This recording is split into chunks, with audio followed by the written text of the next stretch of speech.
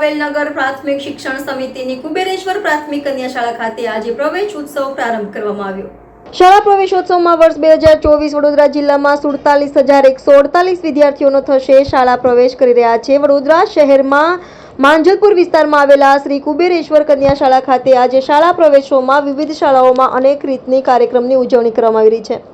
ત્યારે વડોદરા શહેર માંજલપુર વિસ્તારમાં આવેલ શ્રી કન્યા શાળા ખાતે માંજલપુર ધારાસભ્ય યોગેશભાઈ પટેલ, પૂર્વ મેયર નિલેશ રાઠોડ અને શિક્ષણ સમિતિના સભ્યો ઉપસ્થિત રહ્યા હતા અને નાગર પ્રાથમિક શિક્ષણ સમિતિના સભ્યો બાળકોને નવીન પ્રવેશ લેતા આજે તમામ બાળકોને આવકારવામાં આવ્યા હતા।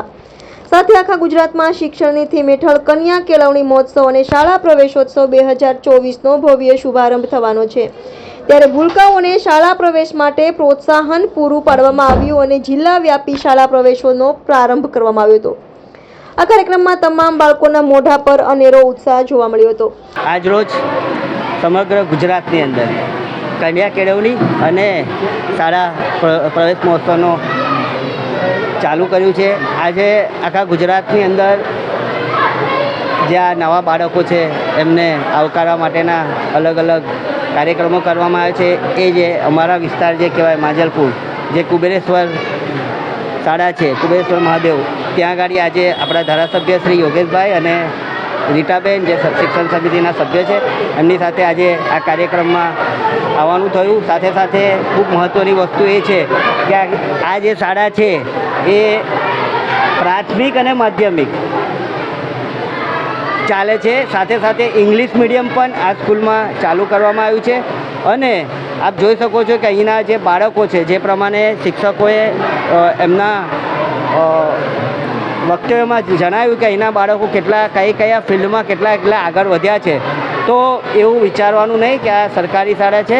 આજે હું એવું ચોક્કસપણે કહીશ કે જે પ્રાઇવેટ શાળા હોય એની સાથે સાથે આ અમારી કુબેરેશ્વર મહાદેવ શાળા પણ કોમ્પિટિશનમાં છે। મારા માંજલપુર વિસ્તારમાં કુબેરેશ્વર પ્રાથમિક શાળામાં આજે 21મો પ્રવેશોત્સવ રાખવામાં આવ્યો હતો।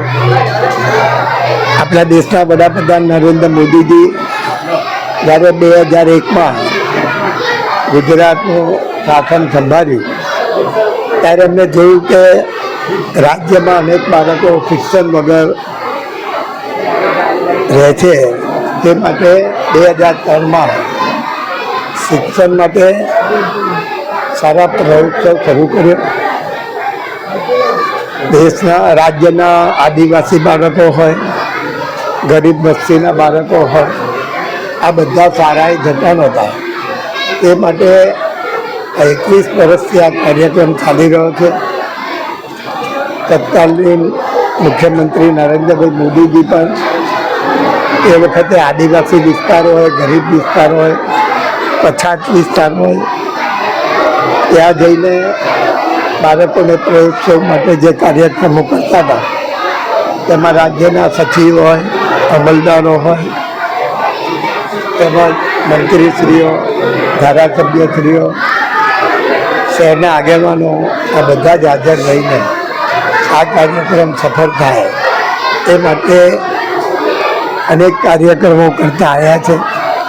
આજે તમે જુઓ છો કે નાના બાળકો એના માટે મોટરની પણ વ્યવસ્થા સરકારે કરી છે।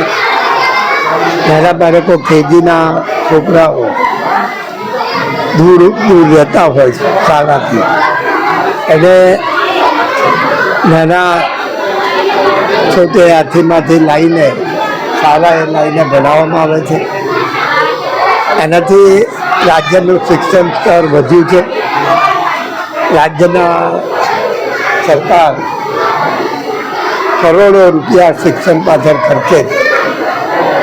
એનો લાભ નાના બાળકો લે, વાલી પણ આના ઉપર ધ્યાન આપે, શિક્ષકો પણ આના ઉપર જો ધ્યાન આપશે કે જે સરકારનું સપનું છે કે કોઈ પણ બાળક શિક્ષણ વગર ના રહે તે સિદ્ધ થાય અને રાજ્યના ગરીબમાં ગરીબ બાળક શિક્ષણને માટેના પ્રયત્ન છે।